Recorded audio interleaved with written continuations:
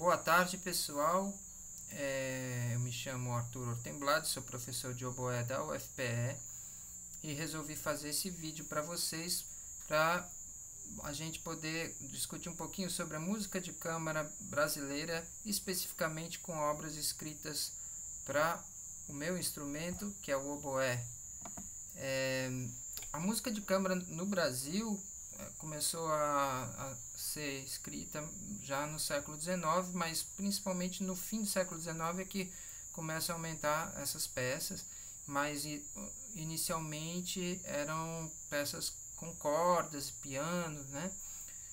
E só já no século XX que a gente vai ter o surgimento das primeiras obras com o oboé.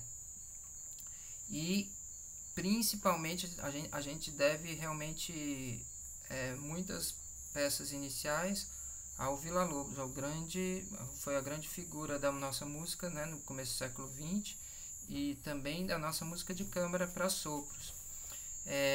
A primeira peça dele para sopros que o oboé aparece é o Sexteto Místico, que tem uma formação bem interessante, né? Flauta, oboé, saxofone, harpa, violão e celesta. Ela foi composta em 1917, mas na verdade só foi publicada em 57, porque segundo Villa-Lobos ele nunca escreveu, ele perdeu o manuscrito e depois não escreveu mais, e aí resolveu escrever de memória essa peça. Bom, no que se refere a Villa-Lobos, ele muitas vezes existe a suspeita, né, de que ele alterava as datas de composição dele para, enfim, poder tirar vantagem também, dizer, não, eu compus isso muito cedo, fui o primeiro e tal. Então a gente não sabe exatamente se foi mesmo em 1917, mas certamente uma obra do início, o estilo, né, musical sugere que seja ainda do começo da carreira dele.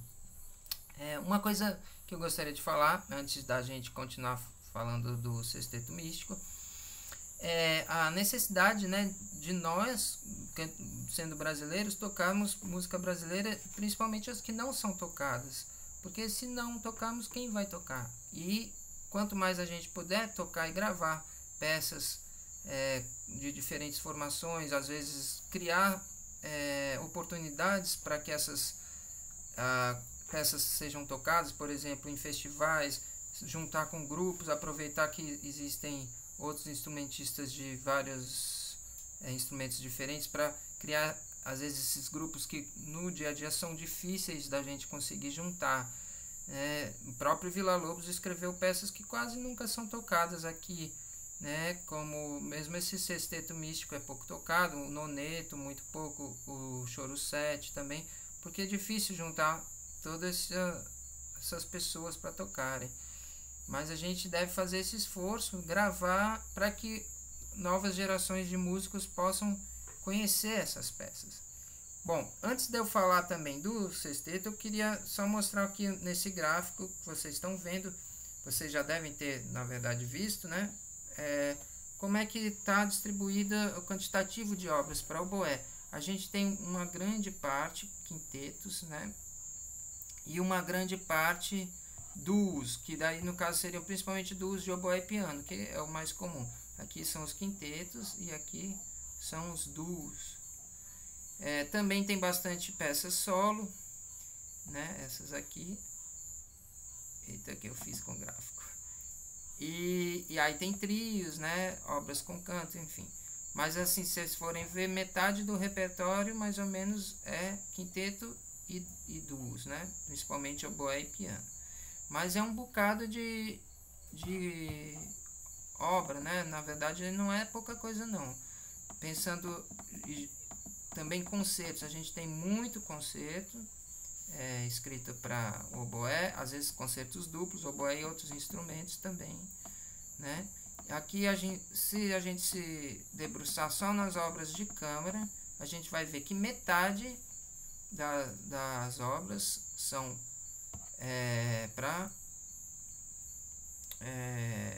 não, quer dizer, desculpa, um quarto das obras é para quinteto e sopros Aí a gente tem duos de oboé e piano, obras com canto e o restante outras formações. Tem muitas formações bem variadas, né? Então vamos falando agora das obras especificamente, né? A gente estava falando do Sexteto Místico e eu acho importante a gente mostrar um pouquinho, mesmo que vocês possam ter acesso a essas peças pela internet, que a maioria dessas inclusive tô pegando do YouTube. É legal, enquanto a gente vai falando, vocês vão ouvindo um pouquinho. Então vamos ao Sexteto Místico aqui. Essa gravação nem foi feita por brasileiros, são grupos escandinavos, né?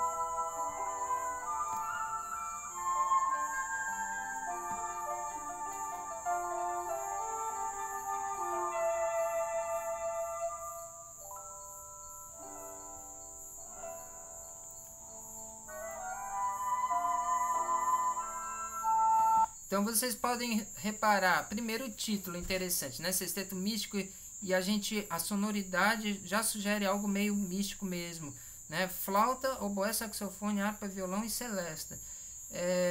E a maneira como ele escreve essa harmonia meio modal sugere como algo de a Grécia Antiga, um passado, algo misterioso, né? Ainda uma estética não tão modernista, né? Uma estética mais simbolista, mais puxando para talvez um Debussy, né? Ainda do fim do século XIX, né? Uma peça muito bonita, mas ainda não é o Villa-Lobos modernista, né? Que a gente conhece. Eu vou pôr também uma parte que é um grande solo para o oboé. Deixa eu só ver se eu acho aqui, só um momento.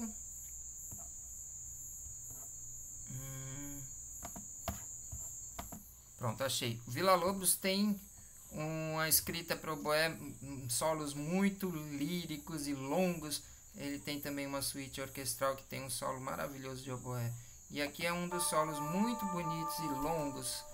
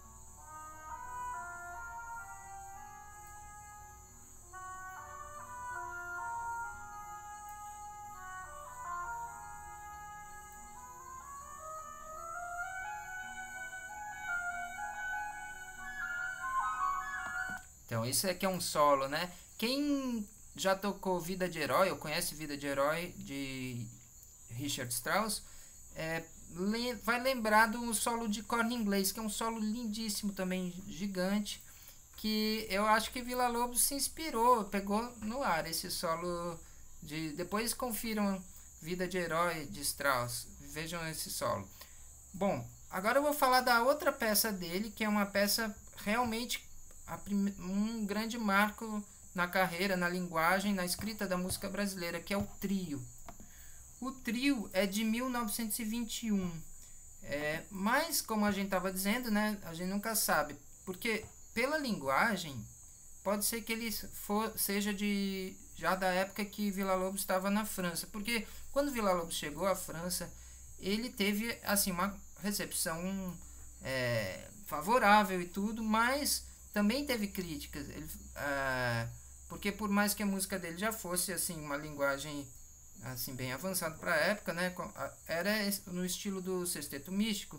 Então, Jean Cocteau, por exemplo, que era do círculo dos vanguardistas, né, de Paris, disse que isso já era uma estética ultrapassada, que ele tinha que fazer coisas mais modernas, mais arrojadas e tal. E o Trio certamente é uma peça muito arrojada, de 1921, mas pode ser que seja de 23, que é a época que ele estava de fato em Paris. E o que é arrojado no Trio? Bom, primeiro ele busca essa brutalidade, né? Essa linguagem, essa sonoridade, vamos dizer, que remete a um lugar, uma selva, um lugar assim pouco civilizado, digamos assim, né? Usa o grave nos instrumentos de sopro, tem muita influência também da rítmica de Stravinsky. E a rítmica é algo bem complexo, a gente vai, no decorrer da peça, analisar um pouco. Pelo menos um pedacinho de um padrão onde ocorre tanto polirritmia quanto polimetria, e dá uma... É bem difícil para os músicos tocarem isso daí. Então, vamos seguir essa peça com a partitura. A gravação que eu vou pôr é do Opus Brasil Ensemble, que é um grupo que já não existe mais, na verdade, porque o Ezer no oboé não está mais trabalhando profissionalmente como oboísta. Temos o Montanha no clarinete e Fábio Cury no fagote. E eu vou pôr a partitura para vocês poderem acompanhar, se eu achar ela aqui. Cadê? Ah, tá aqui.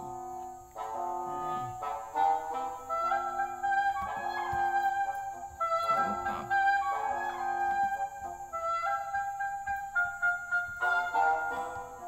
Esse é o quinteto, peraí, gente.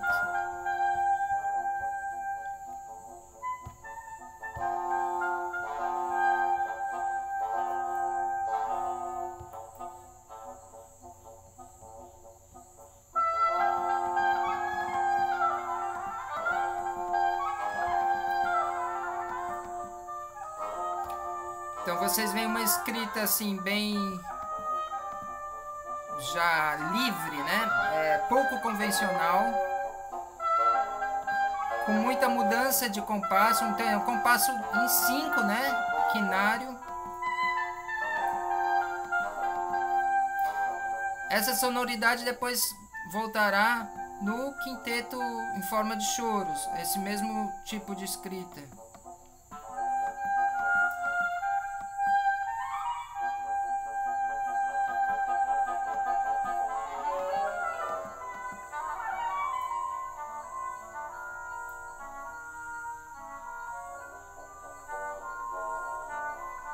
Então, como ele vai variando esse tema do início, do acompanhamento, né?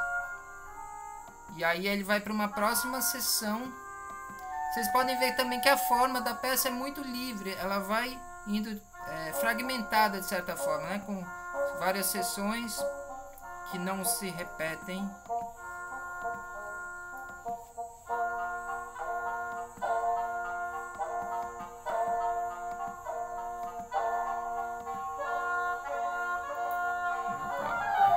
Ainda não chega.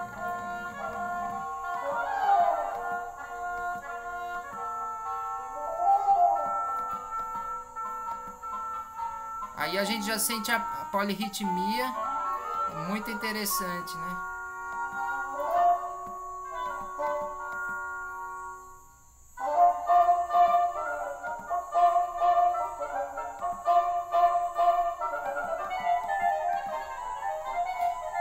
O clarinete fazendo uma espécie de rítmica de choro, né?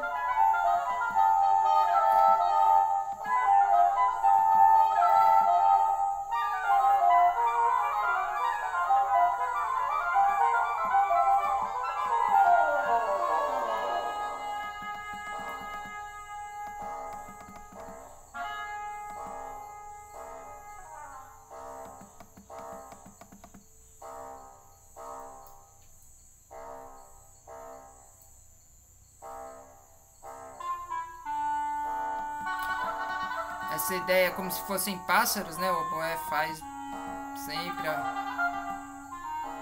já que não tem flauta, a gente que tem que fazer, né?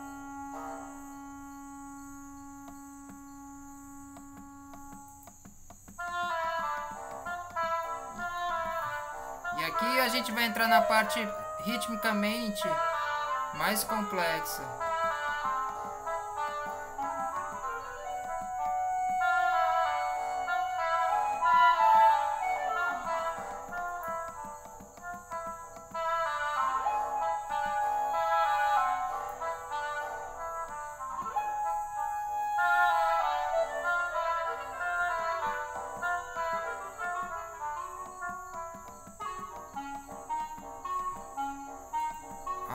Agora a gente vai ter a complexidade rítmica maior.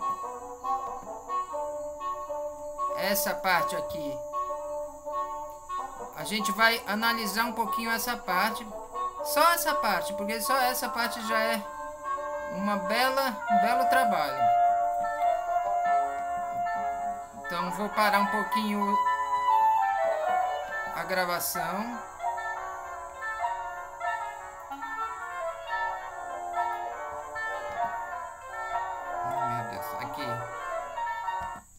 Pronto, vamos voltar lá na partitura, onde é que eu tinha parado, para mostrar para vocês a parte que eu vou analisar um pouquinho a rítmica. Essa relação aqui de 3 contra essa relação na verdade não são tercinas, né? A gente tem colcheias, só que elas estão divididas numa métrica em 3. Então, no final das contas, o que a gente vai ter? A gente vai ter uma relação, se fosse sem a métrica, a gente teria 3 contra 4. Ou melhor, contra 8, né? Se vocês forem contar como colcheias. Só que com a acentuação, a gente vai ter uma métrica, na verdade, de 8 contra 9. Eu vou mostrar aqui para vocês um exemplo. Quer dizer, eu peguei esse exemplo porque eu mesmo queria entender. Espera aí, é esse daqui. Como é que as coisas se organizam? Então, a gente tem 4, são colcheias, né? Só que elas estão divididas em a acentuação a cada 3. E aqui a gente tem tercinas, só que na verdade ele põe a tercina em mínimas, né? Mas eu pus agora em colcheia só para ficar mais claro a relação que cada voz vai ter, né? Aqui seria o fagote, aqui o clarinete. Depois o oboé ainda entra com outra coisa em sextinas, enfim. Mas essa que é a rítmica mais complexa. Então, vocês podem ver que a cada base as notas são tocadas juntos, né? A cada grupo aqui. Só que as acentuações elas não casam. Quer dizer, aqui a acentuação vai ser a cada 3 notas e aqui a cada 2. Então, quando as notas casam, não está tendo acentuação de nenhuma das duas vozes. Depois tem acentuação só em uma voz, depois tem outra, depois não tem nenhuma. Só vai ter ao cabo de quantas notas? 24 notas, se você for contar as colcheias, e 18 notas se você for contar as tercinas, né? Então, se você for contar os acentos, aqui você vai ter 1, 2, 3, 4, 5, 6, 7, 8. E aqui 1, 2, 3, 4, 5, 6. Aliás, 9, né? 1, 2, 3. Aliás, aqui é 8 e aqui são 9. 1, 2, 3, 4, 5, 6, 7, 8, 9. Então, 8 contra 9. Também a gente pode mostrar essa relação de outra forma aqui. Aqui eu já pus sem ser em colcheias, né, semínimas. Aqui pensando se fosse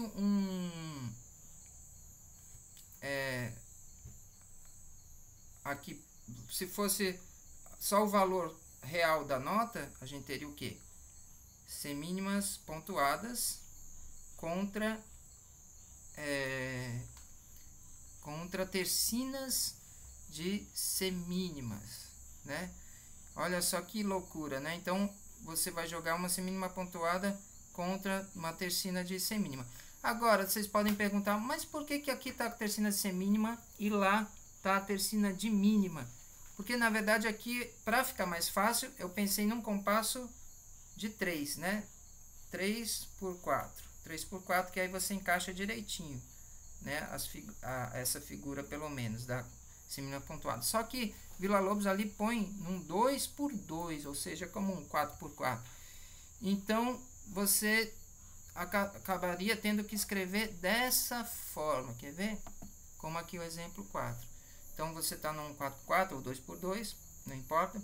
E aí você tem, o que vai casar no compasso agora é a voz de baixo, que são as tercinas em mínimas. E em cima você vai ter as semínimas pontuadas, que não casam no compasso. Então é a métrica que não casa. Então isso é uma loucura. Tocar isso certinho e bem feito é um grande desafio. Bom, então essa foi a grande inovação dessa peça do trio. A gente vai falar agora do noneto. Agora a gente vai falar. Então, o noneto é de 23, né? Mas ele foi apresentado depois na França. Agora não me lembro. O noneto é uma grande peça, né? Incrível, assim, a instrumentação é algo único também, difícil, né, de montar, porque o que? Flauta, oboé, clarinete, fagote, sax, harpa, celesta, piano, percussão e coro. Então acaba pegando um pouco aquela sonoridade, né, do sexteto místico, só que agora com uma linguagem muito mais moderna, né, uma linguagem como já a do trio. Então é interessante você ver essa mistura de estilos de um Villa-Lobos já mais maduro, né, na França. Então ele pegando tem elementos folclóricos, né, elementos do choro, tem essa ideia que ele usa em muitas obras dele de remeter à natureza, à selva, com essas intervenções, né, dos sopros, fazendo como se fossem pássaros, né, e uma linguagem muito virtuosística. Então é uma peça grandiosa, e eu acho que mais fácil de ouvir até que o trio, porque eu acho que o trio é muito experimental, muito abstrato, e o noneto, um pouco por causa da orquestração, também tem percussão, torna a peça mais, assim, talvez mais palatável, né? Vocês vão ouvir agora e vocês dizem, eu sei que essa partitura está um pouquinho pequena, mas só para a gente ter uma ideia, né, do que vai acontecer.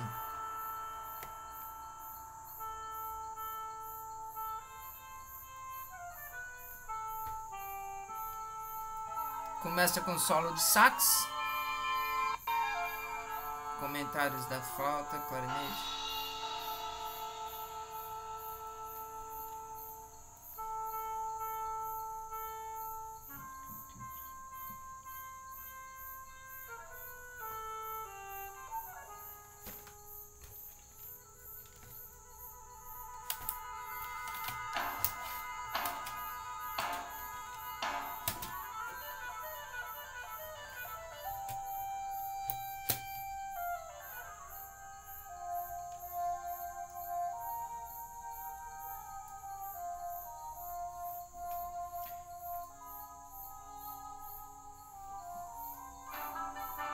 Um pouco baixa nessa gravação, mas depois vocês ouvem em casa um pouquinho.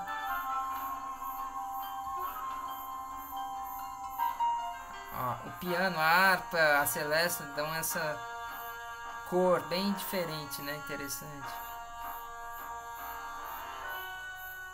O piano é usado como um instrumento rítmico, né? De percussão também.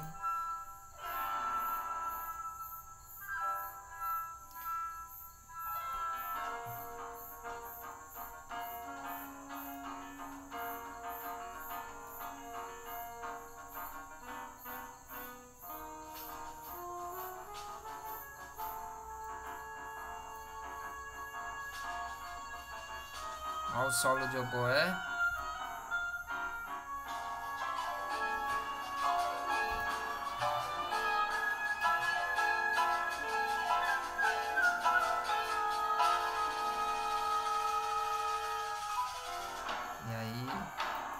Surpresa! O coro. Bom, vocês ouvem depois em casa. Sugiro que ouçam. É uma das grandes peças.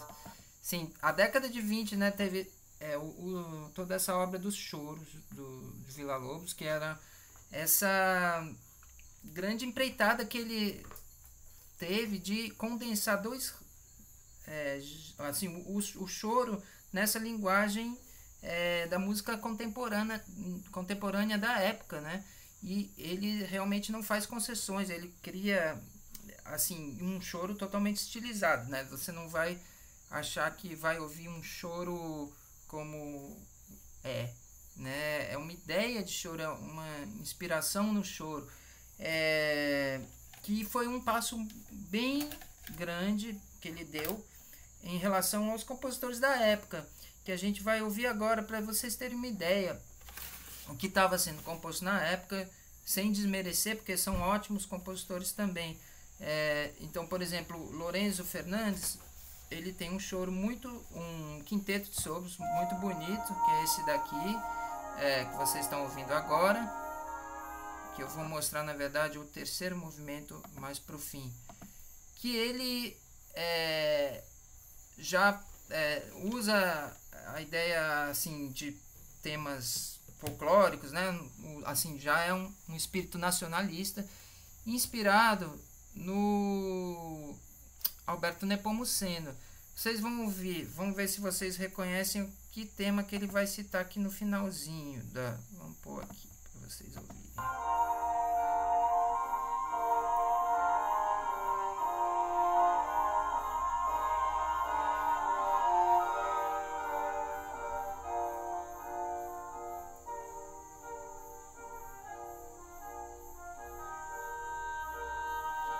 Peguei na melodia do oboé, no solo.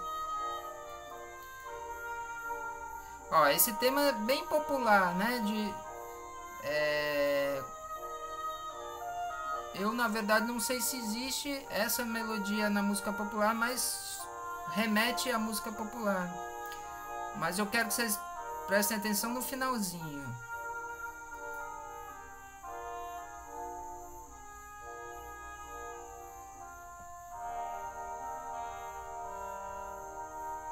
Que melodia é essa? Sapo Cururu, que justamente foi usado na série brasileira do Nepomuceno. Foi a grande inovação, né? O Alberto Nepomuceno foi um dos primeiros que começou a usar a música popular nas obras orquestrais dele, nas obras sinfônicas.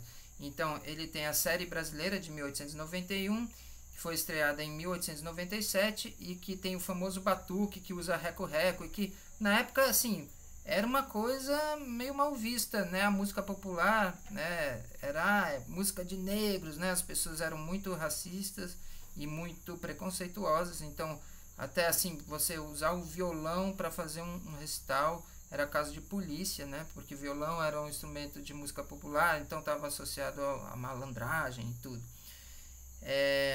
Então, o Nepomuceno foi um defensor, né, da música popular, da utilização da música popular, da música folclórica no geral, na música brasileira, assim como da palavra português no canto, né?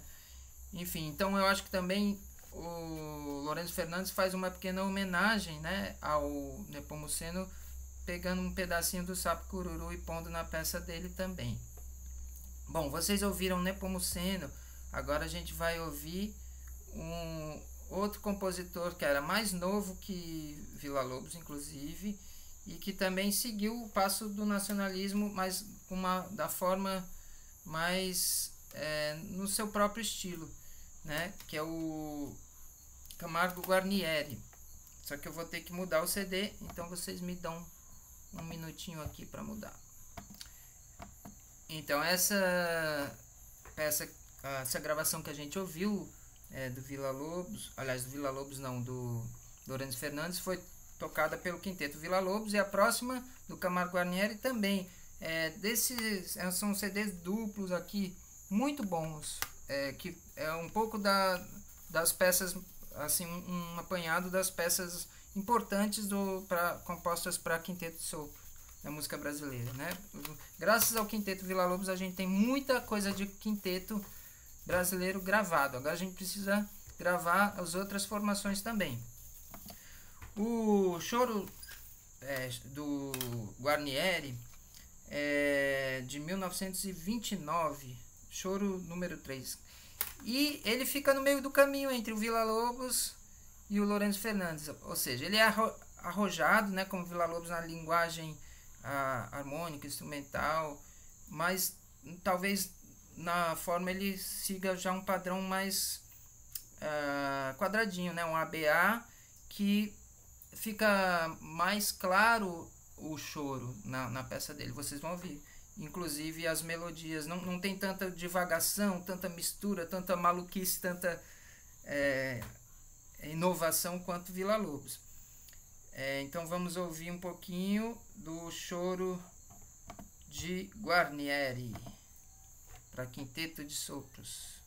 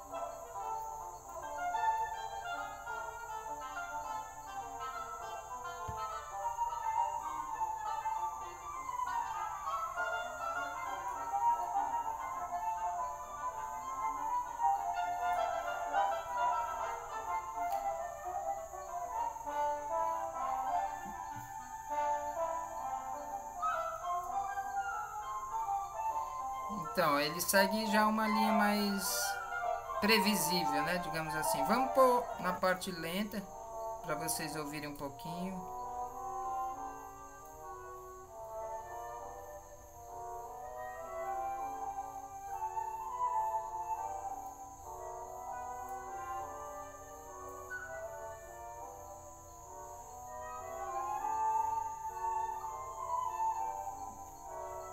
No final ele vai voltar com aquela tema do início, só que bem polifônico, né? Uma maluquice, como vários instrumentos tocando uma roda ao mesmo tempo.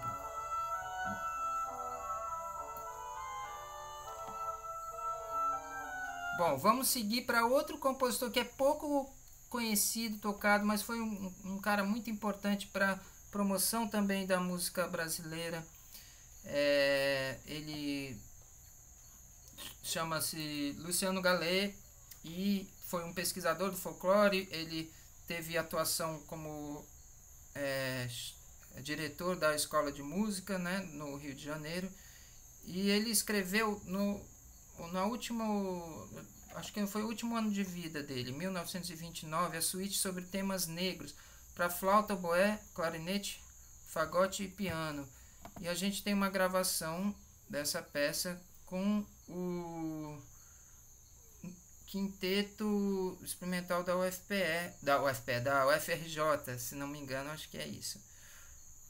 Vamos ouvir um pouquinho essa peça, e é interessante que ele, o primeiro movimento, a gente vai ouvir só o primeiro, que ele se inspirou no jongo, que também é um ritmo do Sudeste, muito agora já mais conhecido, mas que eu conheço realmente poucas obras de música de concerto que tem o jongo como inspiração. Então é bem interessante, né?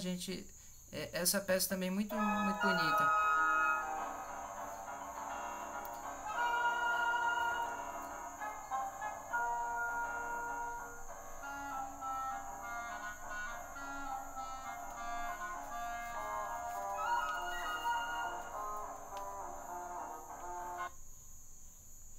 Opa, a internet aqui deu um probleminha. Mas já deu para ter uma ideia da sonoridade, né, da peça. Vamos seguir agora. Deixa eu ver aqui. Agora a gente vai pular um pouquinho, né? Porque assim, vocês viram como a década de 20 foi importante. Foi principalmente final da década, né? 1928, 29, a gente teve muita coisa para música de sopros. Aí na década de 30 a gente não tem tanta coisa acontecendo. Tem uma peça lindíssima que é o sexteto, o primeiro sexteto do Francisco Mignone, quinteto de sopros e piano. Eu já toquei essa peça, infelizmente a gravação se perdeu. É uma peça que a linguagem a escrita para o piano é extremamente virtuosística e também pega um pouco a sonoridade que lembra Scriabin, e aí tem essa coisa moderna também, porque também é baseada em música africana, assim como esse que a gente acabou de ouvir, né, a suíte do Galé, né? Mas infelizmente não tem gravação. Cabe a gente gravar, né, essa música. Vale a pena. Aí vamos pular para a década de 40. Então o que acontece? Na década de 40, Kohlreuter já está aqui, já começa a trazer outros tipos de práticas musicais que estavam sendo feitas na Europa, né? Então, do decafonismo, né, serialismo, atonalismo. E aí ele teve vários discípulos, entre eles Cláudio Santoro, que em 1942 escreveu uma peça bem curtinha para quinteto de sopros, que a gente vai ouvir agora o primeiro movimento. Eu não tenho acesso à partitura, então não sei dizer se ela é serial, mas auditivamente dá para ver que ela é atonal e que ele utiliza as inversões, né, de intervalos, né, talvez o retrógrado invertido também. Enfim, vocês vão ouvir um pouquinho a sonoridade. O que eu acho interessante é que ela, para mim, ela ainda é bem lírica, porque ele não abriu mão da expressividade de escrever linhas melódicas às vezes juntas, né, dos instrumentos.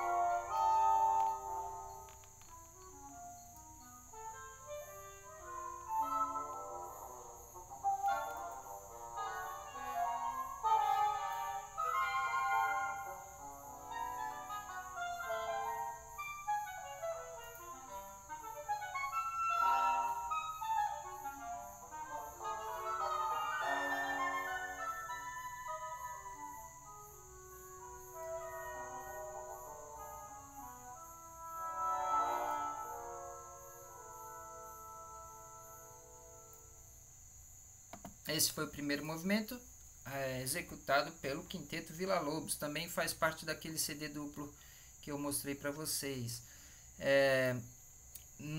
Teve outros compositores, né, que também se aventuraram, né, pelo serialismo, que foram alunos do Kohlreuter. Então Edino Krieger é um deles. Ele também nessa época escreveu uma peça chamada Música 1945 para oboé, clarinete e fagote, que era uma obra dodecafônica, que ele recebeu o prêmio Música Viva. Ele tinha só 17 anos. E daí, em 1949, ele escreveu a Melopeia 5 para soprano, oboé, viola, sax tenor e trombone. Eu tenho essa grade dessa música, mas nunca ainda consegui juntar outros músicos para tocar, né? Quem sabe no futuro breve. Aí ainda tem, assim, o Santoro depois escreveu o Divertimento para 7 Instrumentos, que é uma obra inacabada. Tem uma peça muito bonita do José Vieira Brandão, que também não é um compositor tão conhecido, mas que é um muito bom compositor, que segue mais essa linha nacionalista, que é o Choro Carioca. E tem o Pregão do José Siqueira, para 11 instrumentos, que essas são todas de 1945, essas duas que eu falei, né? O Choro Carioca e o Pregão, que foi uma época também bem boa para a música de câmara, porque existia uma revista que era o Boletim Latino-Americano de Música, que estava em atividade, e nesse ano de 45 ele teve um suplemento dedicado a peças da música de câmara brasileira recente. Então essa peça do Edino Krieger tem peças do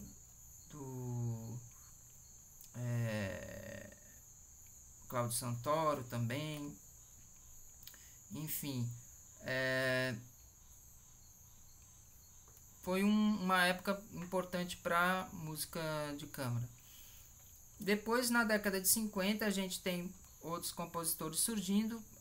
O nacionalismo se institui como uma escola, assim, depois do manifesto do Camargo Guarnieri, que era contra a música dodecafônica. Ele achava que era uma influência externa que não tinha nada a ver com a nossa música, que a gente tinha que valorizar a nossa música. Então, vários dos que eram antes adeptos da música nova, né, do Kölreuter, acabam migrando para a música nacionalista, né? O próprio Edino Krieger, o Cláudio Santoro acabam escrevendo depois música nacionalista.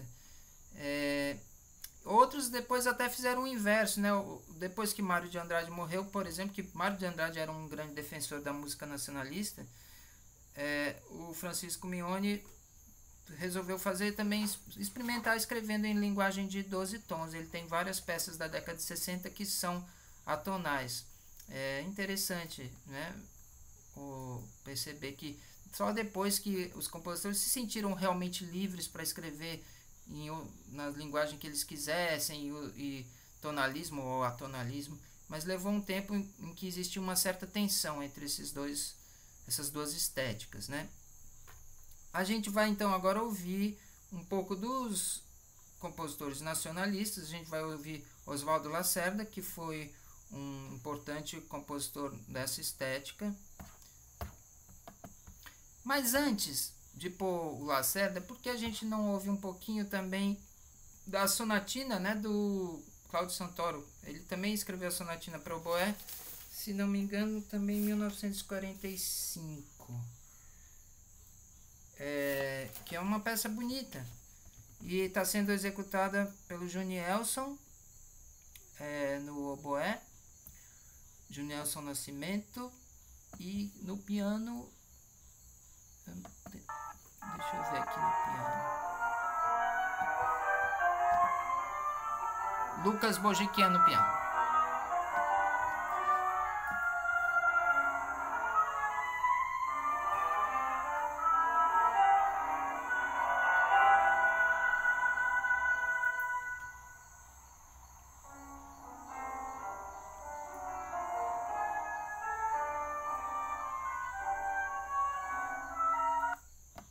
Bom, aí foi o que a internet me permitiu mostrar para vocês. Mas vocês ouçam depois no YouTube.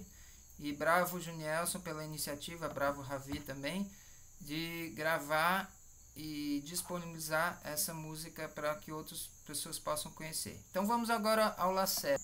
Oswaldo Lacerda é um compositor que escreveu bastante coisa para o oboé. Ele tem um concerto para o oboé, ele tem uma peça para oboé e cordas, ele tem música de câmara, quinteto de sopros, tem, se não me engano, 2 quintetos. E eu vou mostrar um pouquinho uma peça muito bonita, que é uma valsa para oboé e piano. Então, Maria Santos no oboé e Lucas Bujikian ao piano. A gente tem uma ideia do estilo de Lacerda, que se inspirou muito na música popular urbana, como a valsa, né, da modinhas. Ele é um compositor de São Paulo e foi aluno do Camargo Guarnieri.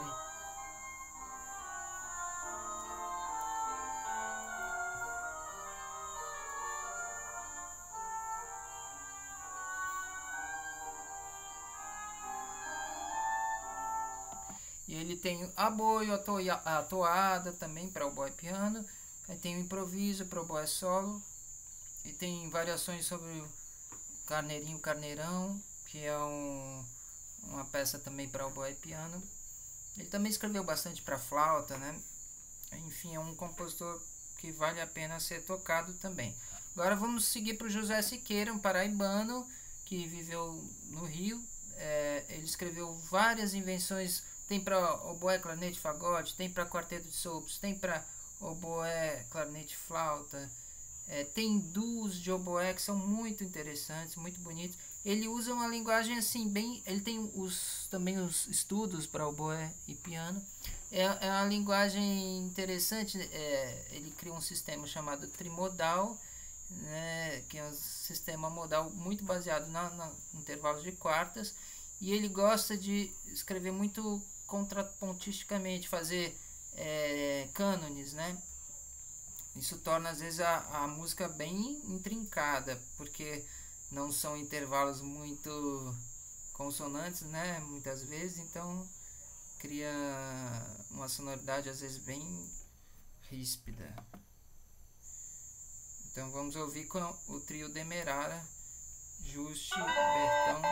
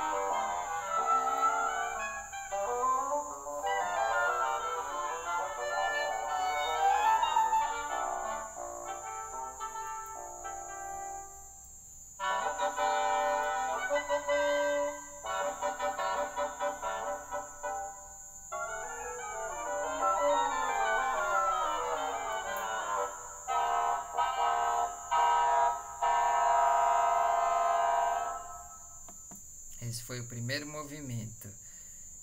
Vamos seguir agora para o Francisco Mignone. A gente vai ouvir a terceira seresta de Francisco Mignone. E ela está sendo executada por um grupo dos Estados Unidos. Legal a peça do Mignone ter chegado lá nos Estados Unidos, né? Tem esse estilo que a peça que a gente ouviu do Lacerda tem, né? Bem melancólico, pegando essa ideia da valsa, da seresta, desses choros tristes.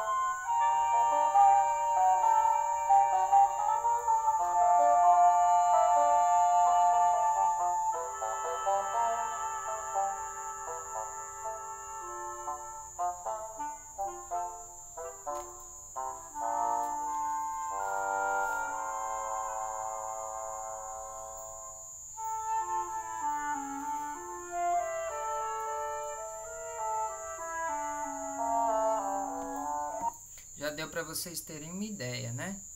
Então agora vamos falar do outro compositor que também escreveu muito para oboé, muita música de câmara, que é o Ernest Mali.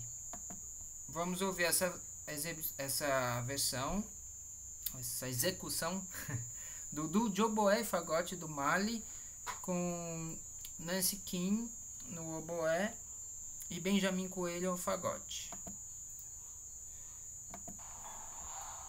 Isso foi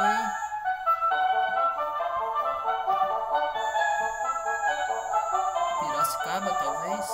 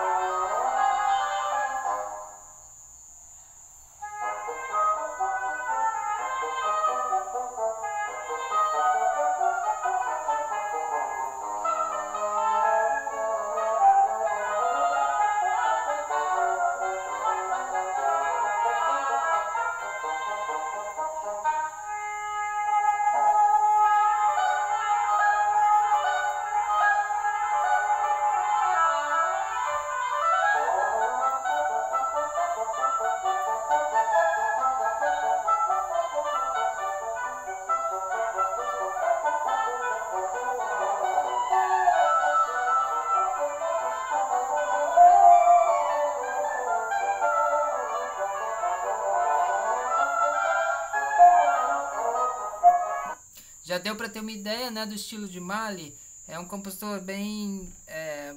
assim, a música é bem alegre em geral, brincalhão e tal. E ele gosta muito de usar vários modos, né, música modal. E ele cria modos também, né. Alguns ele pega da música brasileira. Às vezes ele faz também... explora os ritmos da música brasileira.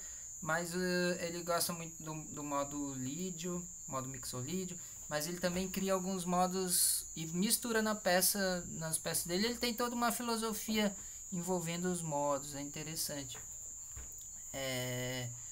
Então, ele escreveu muito também pro oboé. Infelizmente no YouTube não tem tanta coisa dele. Pois é, gente, vamos gravar a peça de música de câmara com oboé brasileiro. A gente precisa pôr esse material para as pessoas conhecerem, que é um material muito bonito. Mali tem os duos modais para oboé, também são muito legais, muito interessantes, muito didáticos, ótimo para ser trabalhado em aula.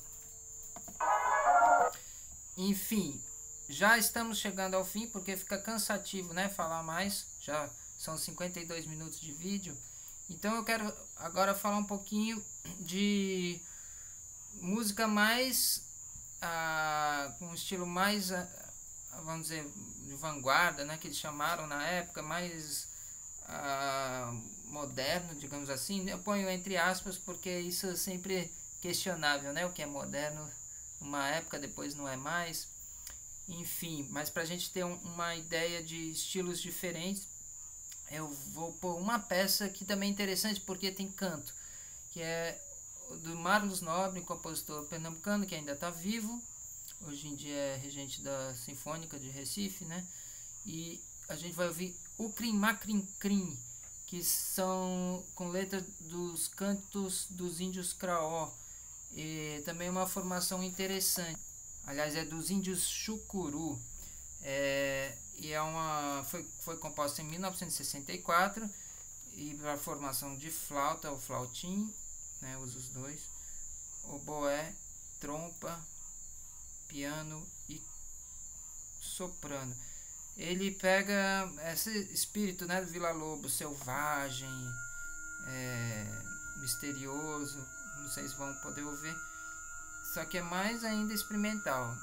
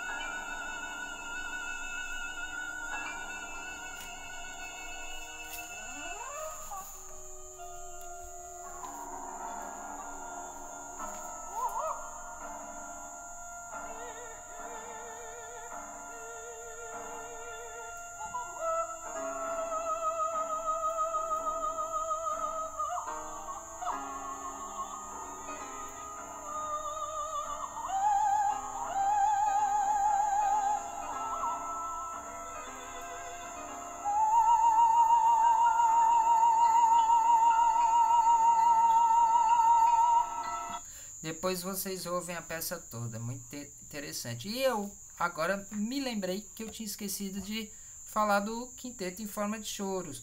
Bom, uma peça também já bem conhecida, tocada, enfim, de 1928. O que é interessante assim, é que hoje em dia todo mundo toca ela na formação de quinteto de sopros. Só que ela não foi escrita para essa formação exatamente, né? No lugar da trompa a gente tinha o corno inglês. E ninguém sabe ao certo, né? Porque Villa-Lobos pôs corno inglês em vez de trompa. Talvez porque ele quisesse...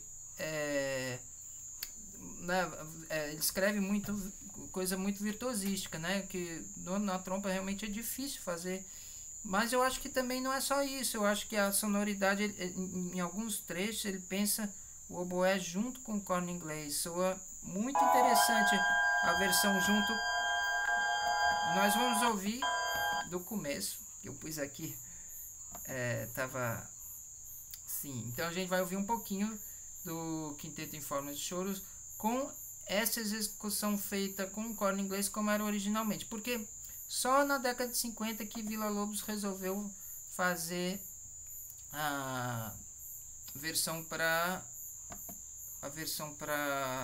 trompa, né? E aí a partir daí a peça foi muito mais tocada, porque naturalmente os quintetos já tem muitos quintetos por aí atuando. Então é legal essa oportunidade da gente ouvir com o corno inglês. E o Ingo Goritz, que está tocando corno inglês, Georgi Kalandarishvili, o oboé. Então vamos ouvir.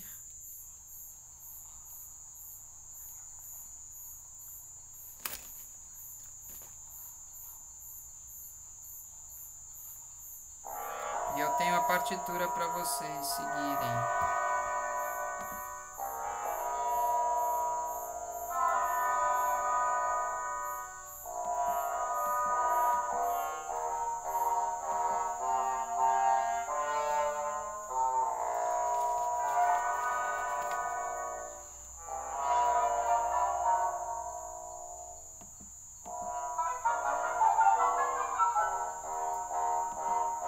Vocês podem ver, existe uma politonalidade, né? Ele escreve a escrita politonal e com essa linguagem livre como a do trio que a gente ouviu no começo.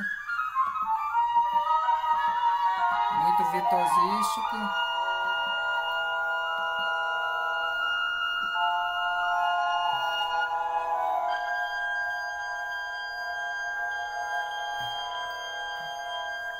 É interessante esse uso do timbre no agudo, ele faz como... Depois o pessoal da música espectral iria utilizar isso muito, liguete também, esses efeitos de mudar de um instrumento para o outro.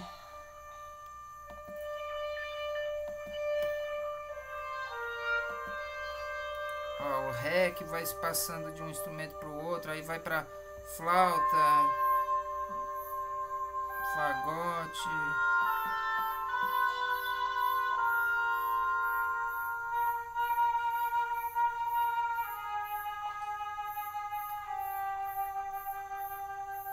Olha como soa bonito com corno inglês.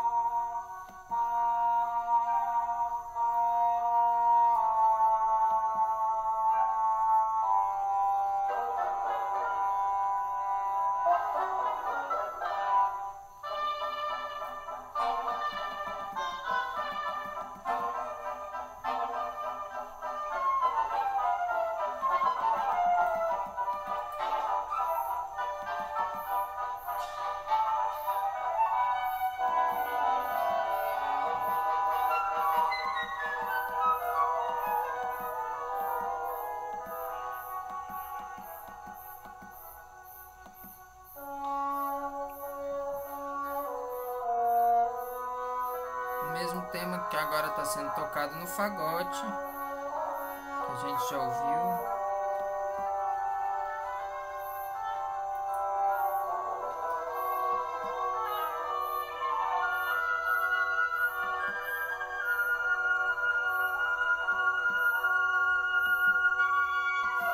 E agora vai entrar o grande solo de oboé. E olha como vai ser interessante o diálogo com o corne.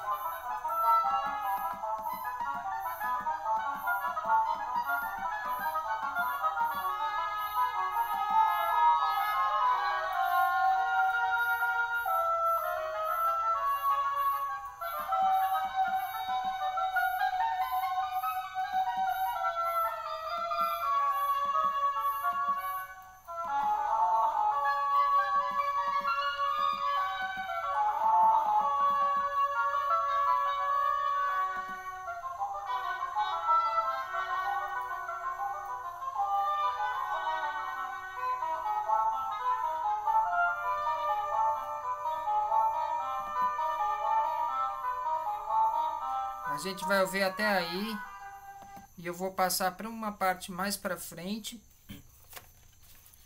para a gente ouvir a parte mais lírica que remete ao choro mesmo e que obviamente soa muito bem com o oboé, né? Que essa daqui já vai chegar. Ver se eu acho a parte.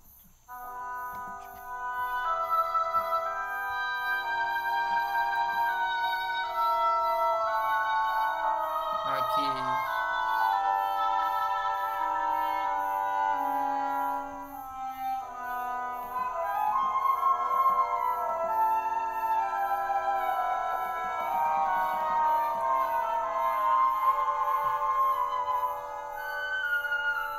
Pra mim é a parte mais bonita da peça.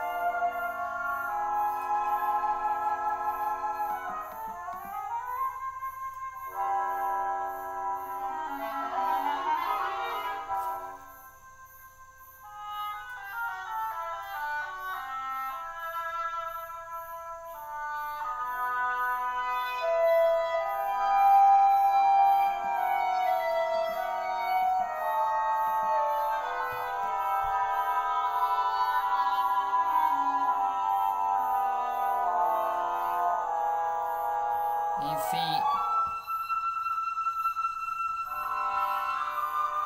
todas essas peças vale a pena ouvir tudo, né? Eu voltei um pouquinho, né? Falei de Villa-Lobos, mas é que de qualquer forma a música dele tá em outros compositores que vão mais pra frente, né? A gente ouviu antes dele o Marlos Nobre, que vocês puderam ver que tem semelhança, né, com a atmosfera. E aí agora eu quero pôr uma peça de uma compositora que já faleceu, a Esther Scliar, que é uma peça muito bonita também, chamada Imbricata, para oboé, flauta e piano. E também uma linguagem bem interessante, que ela faz também essa mistura da música popular, né, o choro, com a música mais de vanguarda. Também começa no suspense a peça, interessante.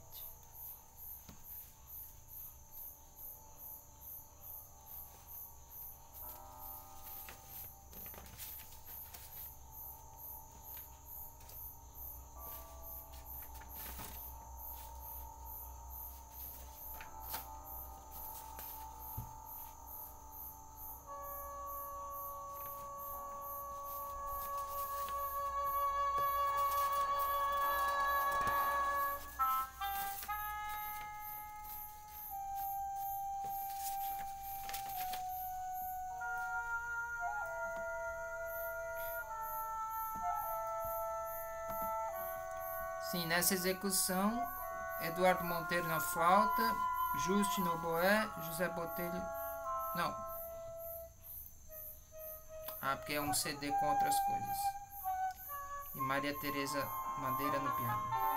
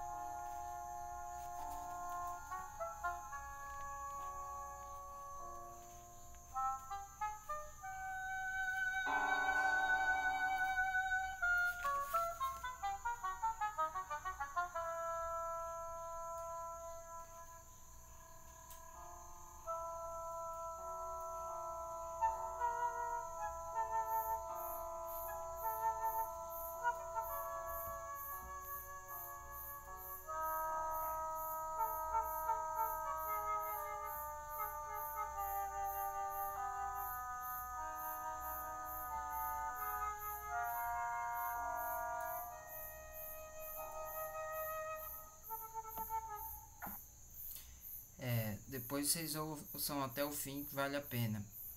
Mas pro fim que tem a parte mais que ela pega um pouco os elementos do choro.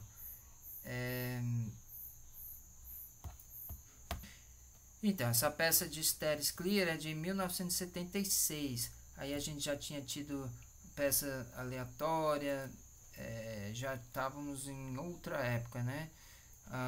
Em 61, por exemplo, foi a primeira apresentação de música eletrônica no Brasil, na montagem da peça teatral Apague Meu Spotlight. E foi um teatro de imagens e sons com trilha do Luciano Berio e Jocy de Oliveira. Jocy de Oliveira mesmo, ela escreveu muitas coisas para o oboé, bem interessantes. Ela fez parceria com um oboísta que está radicado na Alemanha já há muito tempo, o Ricardo Rodrigues, que gravou muitas coisas dela. Então nós vamos terminar nosso panorama com Liturgia de Jocy de Oliveira, com Ricardo Rodrigues ao oboé. Eu não sei exatamente de quando essa peça, mas acredito ser da década de 70. Pera aí, eu tenho que fazer o contrário. Ai meu Deus, como é que faz aqui?